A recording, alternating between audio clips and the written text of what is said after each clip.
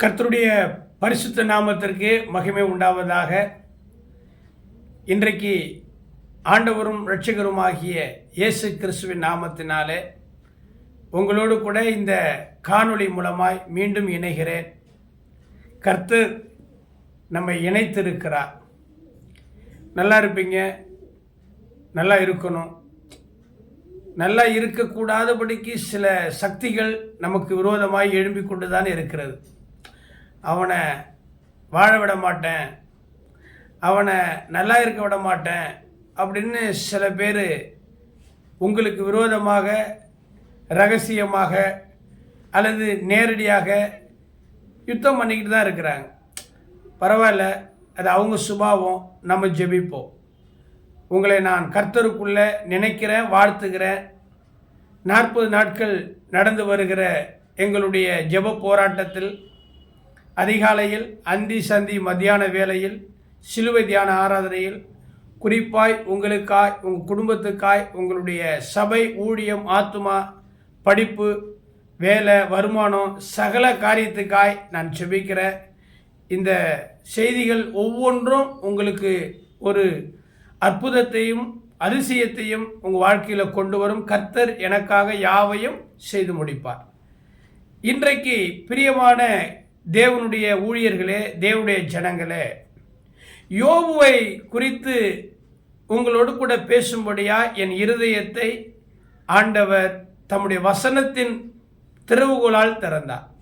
யோபுவை குறித்து அவன் உத்தமன், அவன் சன்மார்க்கன், அவன் நீதி உள்ளவன், அவன் தேவனுக்கு பயப்படுகிறவன், அவன் பொல்லாப்புக்கு விலகிறவன், தங்களுடைய வீடுகளில் பண்டிகை விருந்து வைக்கும் பொழுது தேவனுக்கு எதிரான காரியத்தை தன்னுடைய பிள்ளைகள் செய்துவிடக்கூடாது என்று ஒரு சுத்திகரிப்பை உண்டாக்கினவன், எவ்வளவோ பிரச்சனைகள் ஏற்பட்டும் ஆண்டவராகிய தேவனை குற்றம் சொல்லாதவன், கடிந்து கொள்ளாதவன், முறுமுறுக்காதவன் என்றெல்லாம் வேதத்திலே நமக்கு சொல்லப்பட்டிருக்கிறது. யோபுவினுடைய பொறுமையை குறித்தெல்லாம் நமக்கு தேவ ஊழியர்கள் பிரசங்கம் பண்ணியிருக்கிறார்கள், நாமளும் பிரசங்கித்திருக்கிறோம். ஒருவேளை இந்த யோபுவை போல நீங்கள் இருக்கலாம், ஆனால் அதே நேரத்தில் யோபுவினுடைய இன்னொரு பக்கத்தையும் நம்ம பார்க்கணும். நாணயத்துக்கு 2 பக்கம் இருக்குது இல்லையா? ஒவ்வொரு மனுஷனுக்கும் 2 பக்கம் இருக்கு இல்லையா? அதே போல் ஒரு பக்கம் பார்ப்பதை விட, ஒரு பக்கத்தை பார்த்து நாம் ஒரு முடிவுக்கு வருவதை விட 2 பக்கமும் பார்க்க வேண்டும். 2 பக்கத்தில் இருக்கிற நியாயத்தை, 2 தரப்பினருக்குள்ள இருக்கிற அந்த காரியத்தை நாம் பார்க்கணும், விசாரிக்கணும். நான் என்ன சொல்ல வர்றேன் தெரியுமா? நேராக ஆண்டோடைய வார்த்தைக்கு நேராய் உங்களை கொண்டு போகிறேன். பைபிள் கையில் வச்சுருந்தா எடுத்துக்கங்க. இல்லை ஒருவேளை கார் ஓட்டிக்கிட்டு, லாரி ஓட்டிக்கிட்டு வேறு எங்கேயாவது இருந்தால் நீங்கள் பைபிள் எடுக்க வேண்டாம். நான் சொல்கிற பைபிள் வசனத்தை நீங்கள் கேட்டால் போதும். யோபுவின் புஸ்தகத்தில் 1ஆம் அதிகாரத்திலிருந்து 3ஆவது அதிகாரம் வரைக்கும் யோபுவுக்கு நடந்த சம்பவங்கள் சகிக்க முடியாத சம்பவம் தான். மெய்யாகவே அந்த சம்பவங்கள் எந்த ஒரு ஊழியக்காரனுக்கு நடந்தாலும், எந்த ஒரு விசுவாசிக்கு நடந்தாலும், எந்த ஒரு மனிதனுக்கு நடந்தாலும் அது சகிக்க முடியாது. இப்போ கூட உங்களுக்கு அதே போல் சகிக்கவே முடியாத பிரச்சனைகள் நடந்து கொண்டிருக்கலாம். ஆனாலும் உங்களுடைய பொறுமை, நீங்கள் சகித்துக்கிட்டு இருக்கிறீங்க. God bless you. கர்த்தர் உங்களை ஆசீர்வதிப்பார். இந்த 3 அதிகாரத்தில் அவனுக்கு நடந்த அந்த பயங்கரமான போராட்டத்தில் இருந்து அவன் மீள முடியாமல் 4ஆவது வசனத்தில் நான் சொல்கிறேன். 4ஆம் அதிகாரம், யோபு 4ஆம் அதிகாரம். அப்பொழுது தேமானியனாகிய எலிப்பாஸ் பிரதி உத்தரமாக, நாங்கள் உம்முடனே பேச துணிந்தால் ஆயாசப்படுவீரோ? ஆனாலும் பேசாமல் அடுக்கிக் கொள்ளத்தக்கவன் யார்? யோபுனுடைய ஃப்ரெண்ட். இதோ நீ அநேகருக்கு புத்தி சொல்லி இளைத்த கைகளை திடப்படுத்தினர். நம்மளை குறித்து தான் சொல்லப்படுது. நம்ம அநேகருக்கு புத்தி சொல்கிறோம், அநேகருக்கு சுவிசேஷம் சொல்கிறோம், அநேகருக்கு சத்தியம் சொல்கிறோம், அநேகருக்கு எது தப்பு எது நல்லது அப்படின்னு சொல்லி நம்ம பாடம் எடுக்கிறோம், ஆலோசனை சொல்லுகிறோம், அறிவு புகட்டுகிறோம். ஆனால் நாம் அதன்படி நடக்கிறோமா? பாருங்கள், இந்த யோபுவை குறித்து எலிப்பாஸ் சொல்லுகிறான், நீ அநேகருக்கு புத்தி சொல்லி இளைத்த கைகளை திடப்படுத்தினீர், விழுகிறவனை உம்முடைய வார்த்தைகளால் நிற்க பண்ணி தள்ளாடுகிற முழங்கால்களை பலப்படுத்தினர். இது யோபுவுக்கு கிடைத்த ஒரு கிஃப்ட். யோபு பேசினார் அப்படின்னா யாராயிலும் விழுந்து போகிற நிலைமையில இருந்தால் அவனுடைய பேச்சை கேட்டு எழுந்து நின்றுடுவாங்க. உங்களுடைய பிரசங்கத்தை கேட்டு, பேதுருடைய பிரசங்கத்தை கேட்டு 3000 பேர் 5000 பேர் ரட்சிக்கப்பட்டு சபையில் சேர்த்துக்கிட்டாங்களே, அதே போல் உங்களுடைய பிரசங்கத்தை கேட்டு, உங்களுடைய ஆலோசனை கேட்டு, உங்களுடைய எழுத்தை கேட்டு அநேகர் எழுந்து நிற்கலாம். முழங்கால்களை அவர்கள் உங்களுடைய பிரசங்கத்தினால திடப்படுத்தியிருக்கலாம். அதுபோல தான் யோபு அதில் ஒரு டேலண்டட் பர்சன். அடுத்த வசனத்தில் பாருங்க, இப்பொழுதோ, அதாங்க முக்கியமான ஹைலைட். எல்லாம் சரிப்பா யோபு, நீ நிறைய பேரை தூக்கி நிறுத்திருக்கிற, வாழ வச்சிருக்கிற, நல்ல ஊழியத்துக்கு ஒப்பு கொடுத்துருக்கிற, மிஷினரியாக பயன்படுத்தியிருக்கிற, கரெக்டு. ஆனால் இப்போ நீ இருக்கிற நிலைமையில் கொஞ்சம் யோசிப்பாரு.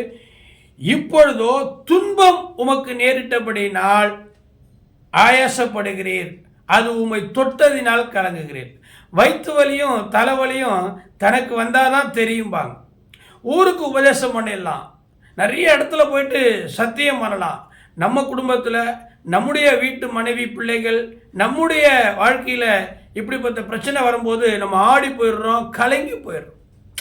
பிரியமான தேவனுடைய பிள்ளைகளை, இதிலிருந்து நீங்கள் கொஞ்சம் மாறுபட வேண்டும்.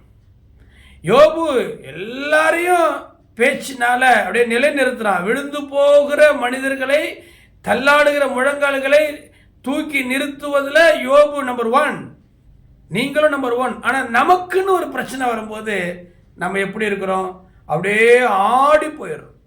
இந்த எலிப்பாஸ் யோபு கிட்ட சொல்கிறான் பாருங்க, இப்பொழுதோ துன்பம் உமக்கு நேரிட்டபடியினால் ஆயாசப்படுகிறீர், அது உம்மை தொட்டதினால் கலங்குகிறீர். அடுத்த வசனத்தை பாருங்க ஊழியர்களே, விசுவாசிகளே, உம்முடைய தேவ பக்தி உம்முடைய உறுதியாயும் உம்முடைய வழிகளின் உத்தமம் உம்முடைய நம்பிக்கையாகவும் இருக்க வேண்டியது அல்லவோ? போடி, பைத்தியக்காரி பேசுறது போல பேசுறியே, நன்மை பெற்ற நாம தீமை பெற வேண்டாமான்னு சொல்லி மனைவியையே எதிர்த்து கர்த்தருக்காக வைராக்கியமாக இருந்த யோபு இந்த 4ஆம் அதிகாரத்தில் பார்த்தீங்கன்னு சொன்னால் தன்னுடைய நண்பர்கள் அவனுக்கு புத்தி சொல்லுகிற அளவுக்கு அவன் நிலைமை மாறிடுச்சு. பிரியமானவர்களே, நிற்கிறவன் என்று எண்ணுகிறவன் விழாதிருக்க கடவுள். உங்களுக்குன்னு ஒரு பிரச்சனை வரும்போது நீங்கள் ஏன் சோர்ந்து போகிறீங்க? உங்கள் விசுவாசிக்கு ஒரு பிரச்சனை, பிரதர் பயப்படாதீங்க, சிஸ்டர் பயப்படாதீங்க, பாஸ்டர் பயப்படாதீங்க, கலங்காதீங்க, தைரியமாக இருங்க. கர்த்தர் உங்களோடு கூட இருக்கிறார். அந்த மந்திரம், அந்த செய்வனை, அந்த போலீஸு, கோர்ட்டு இதெல்லாம் ஒன்றும் பண்ணாதீங்க. எத்தனையோ ரவுடிகளை பார்த்து ஆண்டவர் என்னங்க உங்களை செஞ்சிட முடியும்? உங்கள் பேரை எப்படிங்க அவங்க கெடுக்க முடியும்? உங்களுக்கு எப்படிங்க விரோதமாக மந்திரம் பண்ண முடியும்? நீங்கள் எவ்வளோ பெரிய ஆள், ஜெபிக்கிறீங்க, வசனம் சொல்கிறீங்க, முழங்காலையில் நிற்கிறீங்க, உபவாசம் இருக்கிறீங்க, உங்களை போயிட்டு அவங்க செஞ்சிட முடியுமா? இதெல்லாம் தூக்கி போட்டு வேலையை பாருங்க பாஸ்டர், சிஸ்டர், எத்தனை பேருக்கு நீங்கள் சொல்லியிருக்கிறீங்க.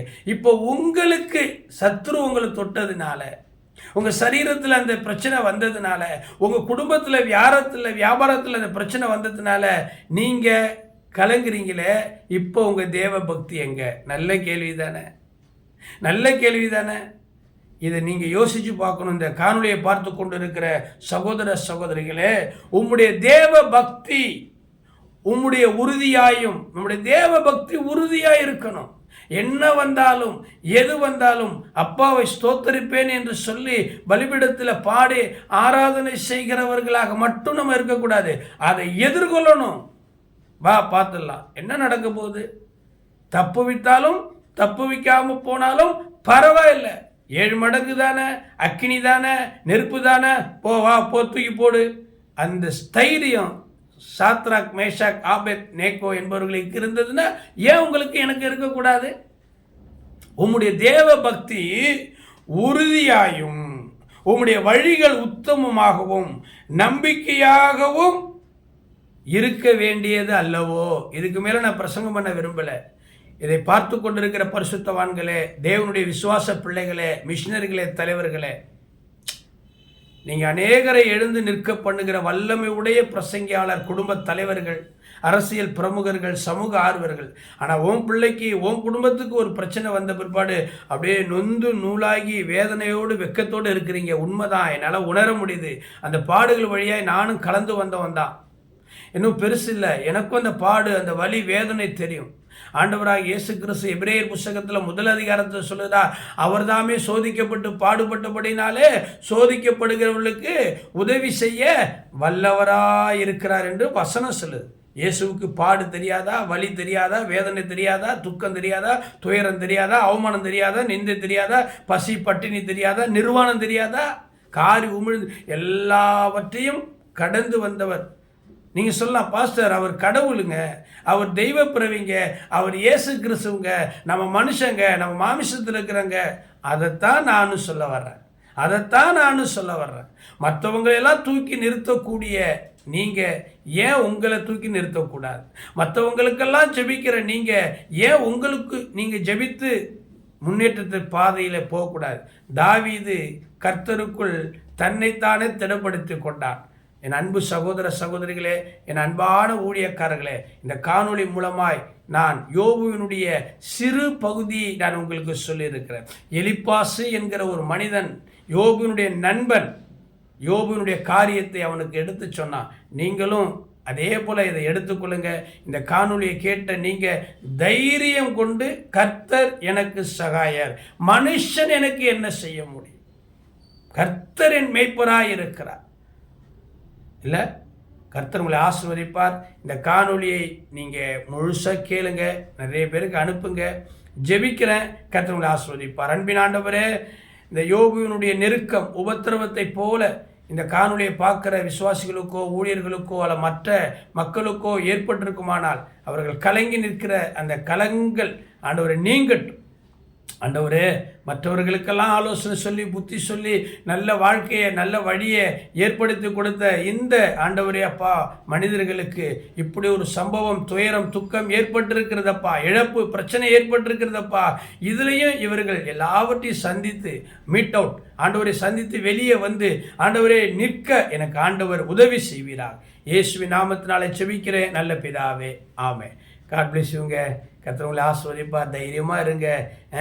யோபுவினுடைய முன்னிலைமை காட்டிலும் பின்னிலைமை ரொம்ப ஆசீர்வாதமாக இருந்தது. நீங்கள் தான் படித்து பிரசங்கம் பண்ணுறீங்க. நீங்கள் கவலைப்படலாமா? போங்க, குளிச்சுட்டு சாப்பிட்டு பைபிள் எடுத்துகிட்டு அல்லது பைக் எடுத்துகிட்டு கார் எடுத்துகிட்டு வேலைக்கு போங்க, ஊழியத்துக்கு போங்க, குடும்பத்தை நடத்துங்க, பிள்ளைகளை கொண்டு போய் ஸ்கூலில் காலேஜ் விட்டு வாங்க. இது உங்களை ஒன்றும் சேதப்படுத்தாது. நீங்கள் ஆசீர்வாதமாக இருப்பீங்க. மீண்டும் நாளைக்கு சந்திப்போம்.